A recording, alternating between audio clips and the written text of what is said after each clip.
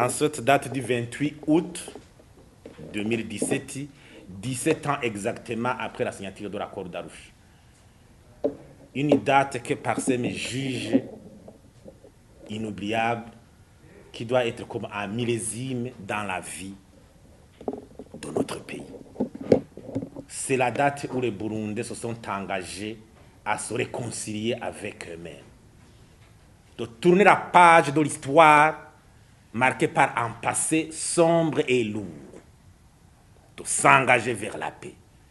C'est pour cela que nous rappelons les fondements ci-après de cet accord. D'abord, l'accord fut une réponse, une solution idoine aux crises répétitives qui avaient endeuillé notre pays depuis une certaine période. L'accord d'Arusha marque la volonté des Burundais de résoudre toute question par un dialogue, par l'usage de la force.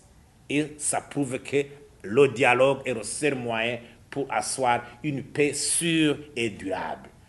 Troisièmement, ça nous rappelle le rôle de la communauté internationale, qui doit être un rôle, qui a été un rôle fondamental.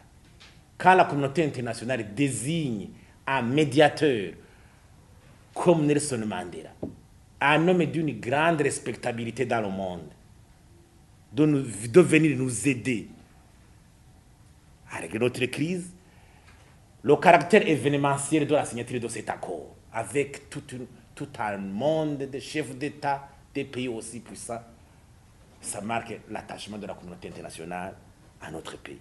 Et aussi, il faut se rappeler des 4 acquis fondamentaux de cet accord. Les institutions de sécurité. Le problème de l'armée burundaise à l'époque était un problème énigmatique. Le partage du pouvoir, la cause des crises anciennes était l'exclusion. L'accord d'Arusha était la solution à ce problème d'exclusion. La démocratie. On est revenu dans les élections parce que l'accord d'Arusha a été un tremplin pour que le Burundi recouvre la voie de la démocratie des élections. Et aussi la voie de la réconciliation avec toutes ces commissions vérité et réconciliation et autres. Le caractère inclusif de l'accord d'Arusha doit être signalé. Tout même les mouvements armés qui ont arrêté la guerre après ont souscrit à l'accord. Ça a été un préalable.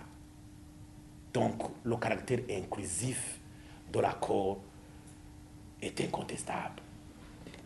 6. Comment mobiliser? La jeunesse surtout.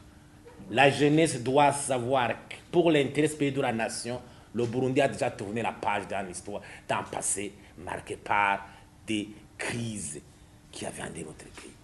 Maintenant, le Burundi a tourné la page vers la paix. Tous ces hommes politiques veulent instrumentaliser la jeunesse. La jeunesse doit être consciente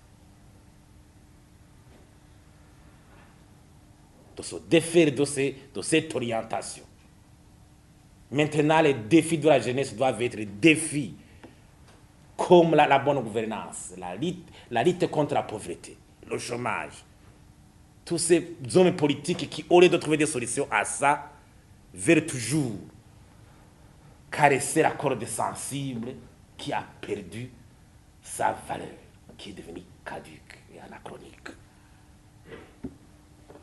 Et nous interpellons alors les Burundais au changement. Ceux qui veulent nous montrer le changement, le vrai changement. On entend ici qu'il y a un engagement de la part des uns d'inaugurer une période nouvelle de changement, d'amour de quoi.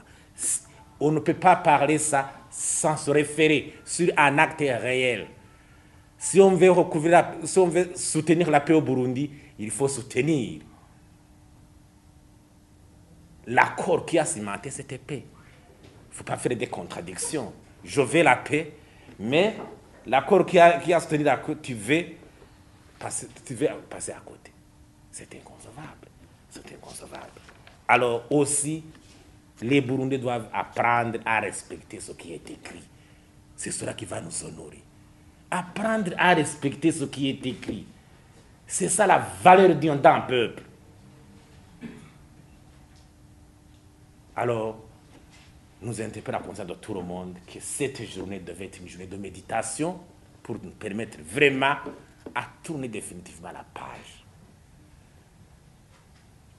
Ceux qui veulent toujours défendre les intérêts mesquins, calculs mesquins qui sont dérisoires d'ailleurs par rapport aux défis actuels, qui devaient trouver des solutions, il faut vraiment en interpeller conscience.